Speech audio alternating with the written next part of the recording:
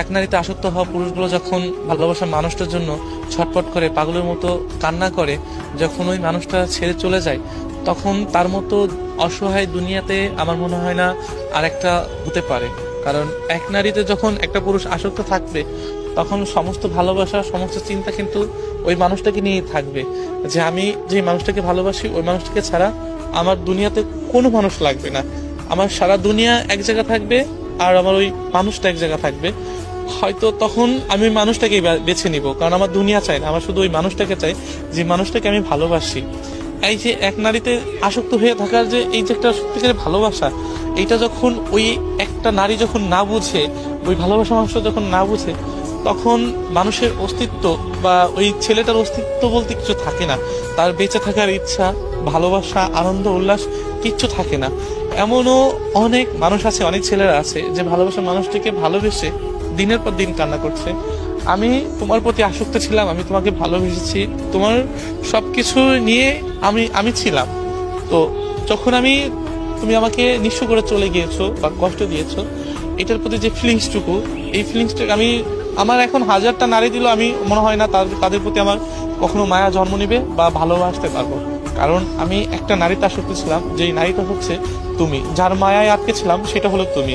যাকে পাগলের মতো ভালোবাসতাম সেটাও তুমি। যার জন্য আমি এখন ছটফট করে কান্না করি সেটাও তুমি। এটাই হয়তো এক পুরুষের ভালোবাসা। যে মানুষটাকে এত ভালোবাসি, যে মানুষটাকে এত করে চাই, সেই মানুষটা যখন আমাকে নিঃস্ব করে চলে যায়, আমাকে জীবন্ত লাশ বানিয়ে চলে যায়, সেই মানুষটা জানি না কতটুকু ভালো থাকতে পারে।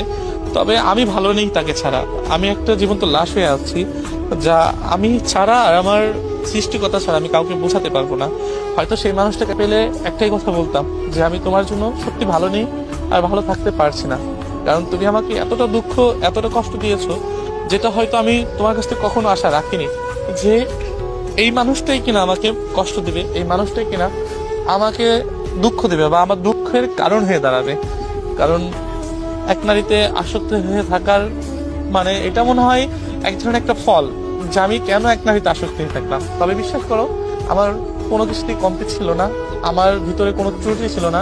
তোমাকে সবসময় ভালোবেসেছি এবং চেয়েছি যে আমি এই মানুষটাকে ভালোবাসবো আর এই মানুষটাকে নিয়ে সারা জীবন থাকবো।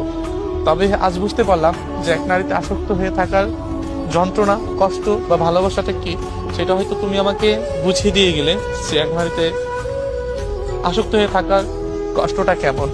তবে বিশ্বাস করো, আমি তোমাকে ছাড়া কখনোই ভালো থাকতে পারবো না। আর আমি দুনিয়া চাই না, আমি শুধু তোমাকে চাই, তোমার মাঝে আমার ভালোবাসাটাকে দেখতে চাই। এর বিষয়ে কিচ্ছু চাই না, কিছু না।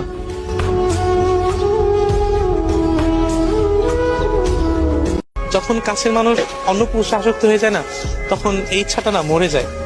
যে কাছের মানুষটা যখন অন্য পুরুষে আসক্ত হয়ে যায় বা 12 পুরুষে আসক্ত হয়ে যায়, তখন প্রথম হয়তো বুঝতে পারিনি, যখন পরে বুঝতে পারি, তখন বুকের বাঁ পাশে এক বুক কষ্ট নেমে আসে, যেটা আমি বা আমার মতো পুরুষ যারা আছে তারা কাউকে বোঝাতে পারবে না বা কেউ কখনো বুঝাইতে পারবে না।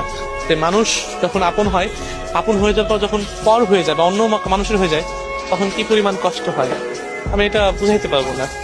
আর মানুষগুলা খুব দামি হয়, জানেন? যে যে যখন তাকে ভালোবাসি বা ভালো জানি বা ভালো রাখার চেষ্টা করি, তখন ওই মানুষগুলা এমন ভাবে নিখুঁত অভিনয় করে, যেটা হয়তো বলে বোঝাতে পারবো না বা সম্ভব না। আর তার কাছ থেকে এমন ভাবে ঠকেছি যেটা কিনা প্রকাশ করার মতো না, কারো কাছে প্রকাশ করব সেটাও না। এই জন্য নীরবে কষ্ট পাওয়া ছাড়া কোনো উপায় নেই, বা একাই ভাবি যে কেন মানুষ এমন হলো।